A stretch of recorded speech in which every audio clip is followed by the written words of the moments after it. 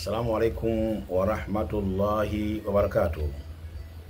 Innal hamdalillah nahmaduhu wa nasta'inuhu wa nastaghfiruh wa na'udhu billahi ta'ala min shururi anfusina wa min sayyiati a'malina.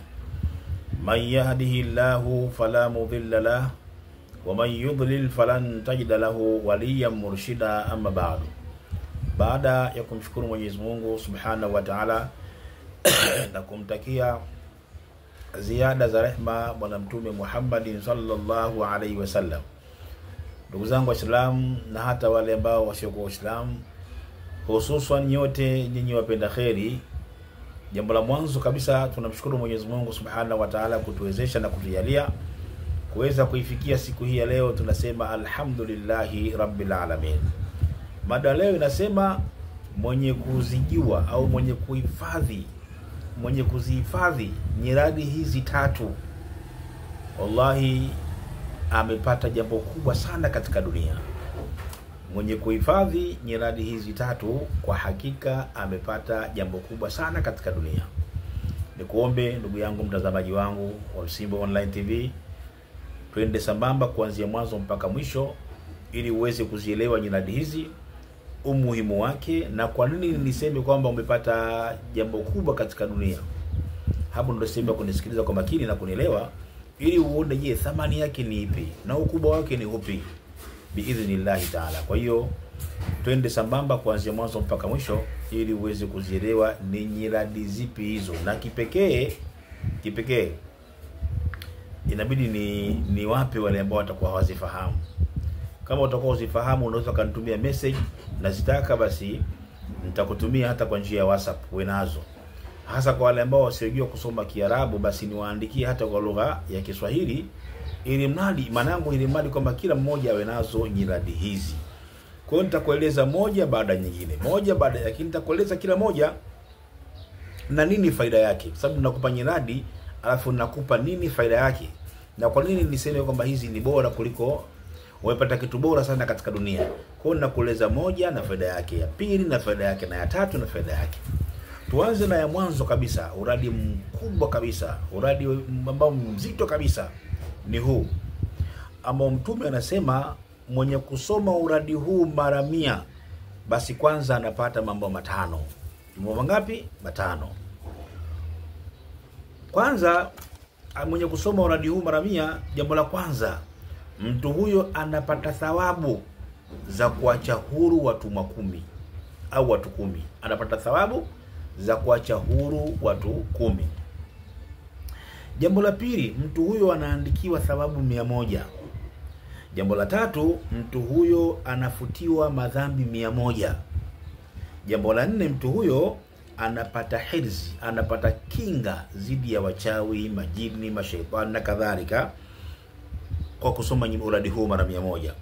Lakini jambo la 5, mtu huyo atakayemzidi yeye kwa malipo ni yule atakayesoma uradi huo zaidi ya mara 100.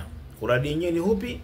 Ni kusema la ilaha illa Allah wahdahu la sharika la, lahul mulku wa lahul hamdu wa huwa ala kulli shay'in qadir. Narudia tena, kusema la ilaha illa Allah wahdahu la sharika la, lahul mulku wa lahul hamdu wa huwa ala kulli shay'in qadir. Huu ni wa kwanza. Uradi wa pili ni ule ambao mtume alimkuta mke wake Juwailia amekaa muda mrefu anavuta nyiradi baada ya swala subhi. Anavuta nyiradi muda mrefu sana, kaenda karudi anavuta nyiradi, kaenda karudi anavuta nyiradi. Mtume akamwambia, nisikufundishe maneno 4 ambayo haya ukiyasema mara 3 malipo yake kama yatapimwa katika mizani basi hayafanani na haya uliyosema wewe zaidi ya masaa 2 hapa. Maneno yenyewe ni yapi? Ni kusema subhanallahi wa bihamdi subhanallah adada khalqihi wa ridha nafsihi wa zinata arshihi wa midada kalimati. Maneno haya ukiyasema malipo yake kama atapimwa katika mzani basi hayafanani na mtu ambaye alifanya dhikri, alifanya nyiradi zaidi ya masaa 3 masaa 4 kwa kusema maneno haya 4 tu basi. Subhanallah adada khalqihi wa ridha nafsihi wa zinata arshi wa midada kalimati. Maneno haya 4 Sheikh. Haya maneno mangapi? 4. Huo ni uradi wa pili.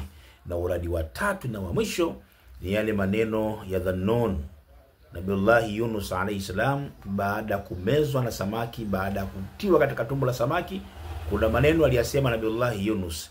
Maneno haya kama utayasema, una dhiki yoyote, una shida yoyote, una jambo linakusukuma inakusibu, kuna jambo linakuumiza katika akili yako, ama una kesi nzito mahakamani, ama kuna uadui nzito unakufuata, ama kuna jambo ambalo kama wewe limekukalia vibaya, pengine maisha yako na dhiki, mambo yako yamekuwa magumu sana, hali zako zimekuwa dhaifu hali, basi ukisema la ilaha illa Allah, subhanallah, la ilaha illa anta subhanaka inni kuntu minadh-dhalimin, la ilaha illa anta subhanaka inni kuntu minadh-dhalimin. Jitahidi maneno haya sema angalau mara 100 kila siku, asubuhi na jioni, asubuhi na jioni. Wallahi alazim, Allah anakutoa katika dhiki, Allah anakutoa katika shida, Allah anakutoa katika mazonge, Allah anakutoa katika yale ambayo kwamba wewe yanakuumiza katika moyo wako. Kwa kusoma uradi huu, ni uradi bora sana ambaye kila ule mpenda kheri basi aushike na ausome na ende akaufanyie kazi biidhnillah taala. Hizi nyinadi 3 ambazo nimekupa siku ya leo ni nyinadi ambazo kama utazielewa na kuzifahamu ni nyinadi bora sana katika hii dunia, na mwenye kuzihifadhi nyinadi hizi kisha akazifanyia kazi, basi amepata kitu bora sana katika dunia yake biidhnillah taala. Inshallah kwa leo tutaishia hapa. Tukutane katika kipindi kijacho na katika darasa lingine lijalo la Adhkar na Dua. Na imani kabisa nyinadi hizi baada ya kuzielewa, kila mmoja wetu atazishika na atakwenda kuzifanyia kazi biidhnillah taala kwa uwezo wake Mwenyezi Mungu Subhanahu wa Ta'ala. Na niwaombe wale ndugu zetu ambao wanapita katika channel yetu hii lakini bado hawaja subscribe, basi wa subscribe ili mradi waweze kupata darasa hizi kwa wakati, kila wakati ambapo tunapokuwa tunazileta darasa hizi kupitia katika channel yetu hii. Wabillahi tawfik, wassalamu alaikum warahmatullahi wabarakatuh.